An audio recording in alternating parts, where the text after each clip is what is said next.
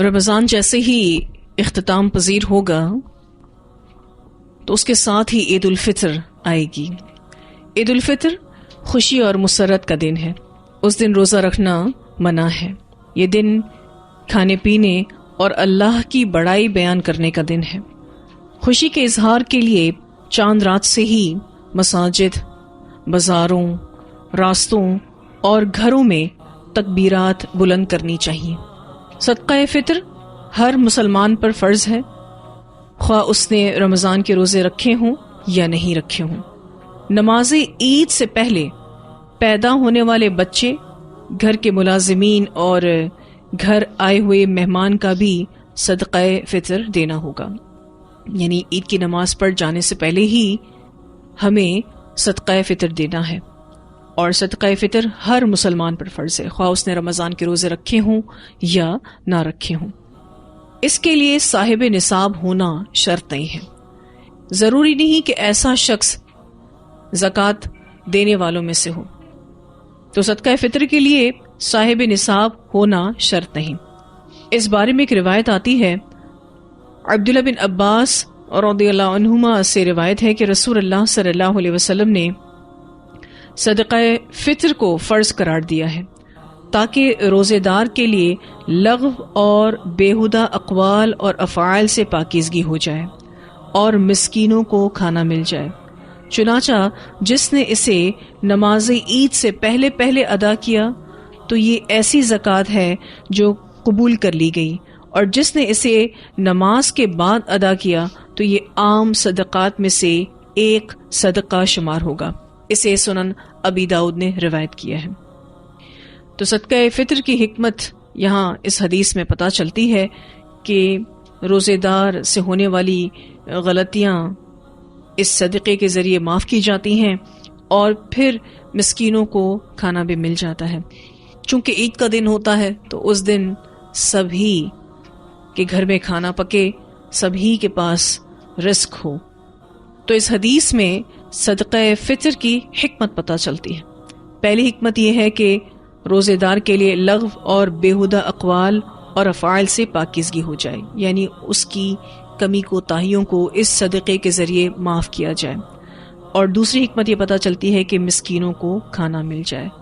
چونکہ عید کا دن ہے تو اس لیے تمام مسکین بھی اس دن عید محسوس کریں، ان کے گھر میں بھی رزق کی کمی نہ ہو. پھر یہ کہ عید کے روز مسواک کرنا، غسل کرنا، بہترین لباس پہننا اور خوشبو لگانا، یہ سب سنت رسول صلی اللہ علیہ وسلم ہے. آپ ان میں سے جو بھی کام کریں، ذہن میں یہ بات رکھیے گا کہ آپ سنت پر عمل کر رہے ہیں تو انشاءاللہ اس کا اجر بھی ملے گا. پھر یہ کہ نماز عید کے لیے جانے سے پہلے میٹھی چیز خصوصاً کھجوریں کھانا سنت ہے. صحیح بخاری کی روایت میں یہ بات پتہ چلتی ہے. آپ کچھ بھی میٹھا کھا کر جا سکتے ہیں، اور اگر آپ کے پاس کھجوریں ہیں تو آپ کھجوریں کھا کر عید کی نماز کے لیے جائیں. پھر یہ کہ عیدگاہ جاتے ہوئے کثرت سے تکبیرات پڑھنا سنت ہے. یہ بات مصنف ابن ابی شیبہ میں آتی ہے کہ آپ عیدگاہ جاتے ہوئے کثرت سے تکبیرات پڑھیں. پھر یہ کہ عید کی 2 رکعتوں سے پہلے اور بعد میں کوئی نفل نماز نہیں ہے. اسے بخاری نے روایت کیا ہے. عید کی نماز سے پہلے بھی کوئی نفل نہیں ہے اور عید کی نماز کے بعد بھی کوئی نفل نہیں ہے. پھر اسی طرح سے نماز عید کی ادائیگی کے لیے خواتین کو بھی جانا چاہیے. اس بارے میں ایک روایت آتی ہے، ام عطیہ رضی اللہ تعالی عنہا فرماتی ہیں، ہمیں حکم دیا یعنی نبی اکرم صلی اللہ علیہ وسلم نے کہ ہم جوان کنواری لڑکیوں اور پردہ نشین عورتوں کو بھی دونوں عیدوں کے دن نماز کے لیے لائیں، اور حکم دیا کہ حیض والیاں مسلمانوں کی نماز کی جگہ سے دور رہیں. اسے مسلم نے روایت کیا ہے. یعنی تمام خواتین کو عید کی نماز پڑھنے جانے کے لیے کہا گیا ہے کہ وہ عید کی نماز کے لیے جائیں. جو حیض والی عورتیں ہیں وہ بھی جائیں. بے شک وہ نماز نہیں پڑھیں گی، نماز کی جگہ سے دور بیٹھیں گی، لیکن وہ مسلمانوں کی دعا میں شامل ہو جائیں گی. پھر اسی طرح سے نماز عید سے واپسی پر راستہ تبدیل کرنا سنت ہے. اسے بخاری نے روایت کیا ہے. یعنی آپ عید کی نماز کے لیے جا رہے ہیں تو جس راستے سے گئے ہیں واپسی میں دوسرے راستے سے آئیں. اور اس کی حکمت تو نہیں بتائی گئی، لیکن ایسا محسوس ہوتا ہے کہ آپ کے آثار جو عید کی نماز پر جانے والی نیکی کے ہیں وہ بڑھائے جا رہے ہیں. یعنی آپ عید کی نماز پڑھنے جو جا رہے ہیں، اس نیکی کے کام کے لیے جو آپ جا رہے ہیں، اس کے آثار جاتے ہوئے اور راستے پر اور آتے ہوئے اور راستے پر چھپ جائیں. پھر یہ کہ کسی وجہ سے نماز عید نہ پا سکنے والے افراد گھر میں 2 رکعت نماز ادا کر سکتے ہیں. اسے بخاری نے روایت کیا ہے. یعنی اگر کوئی بہت مجبور شخص ہے، وہ عید کی نماز کے لیے نہیں پہنچ سکتا، تو پھر وہ گھر میں بھی 2 رکعت نماز ادا کر سکتا ہے. سمپل 2 رکعت ہوں گی، اس طریقے سے تو یہ نماز ادا نہیں ہوگی جیسے عیدگاہ میں ہوتی ہے.